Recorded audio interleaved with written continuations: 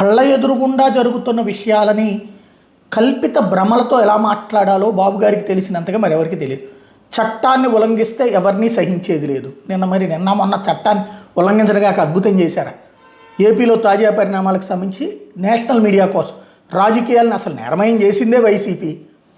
కాబట్టి అలాంటి పరిస్థితి నుంచి కాపాడుతున్నాం, పునర్నిర్మాణం చేస్తుంటే తట్టుకోలేకపోతుంది, ఎవరిని కూడా వదిలిపెట్టే ప్రసక్తి లేదు, మేము చట్టాన్ని బాధ్యతగా నిర్వర్తిస్తాం. చట్టం బాధ్యతగా నిర్వర్తించిందా?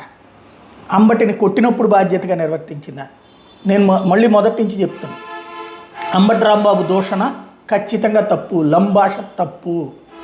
అదే సందర్భంలో ఆవిడెవరో రెచ్చగొట్టిందంటే ఆవిడ రెచ్చగొడితే ఆవిడని తిట్టాలి, కానీ ఆ చంద్రబాబుని తిట్టడం ఏంటి? కాబట్టి అక్కడ తప్పు. విమర్శించడంలో తప్పు లేదు, దూషించడం తప్పు, కానీ దానికి ధ్వంసం చేయడం తప్పు.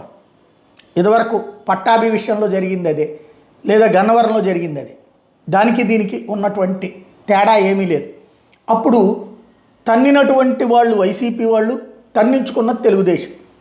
అది మా మీద దాడి, దౌర్జన్యం, హింస అన్నారు. అదే సందర్భంలో దూషించింది తెలుగుదేశం వాళ్ళు, బాధపడింది వైసీపీ వాళ్ళు. ఆ మాటలు అంటంలో తప్పేమీ లేదని నాడు వాదించుకోవచ్చు. ఇవాళ అంబటి రాంబాబు, జోగి రమేష్ను దూషించడంలో తప్పు లేదని తెలుగుదేశం అంటోంది, దాడులు చేయడం తప్పని వైసీపీ అంటోంది. సేమ్ సీన్ రివర్స్ అయింది. ఈ సీన్ రివర్స్ కోసమా చంద్రబాబు గారి పాలన?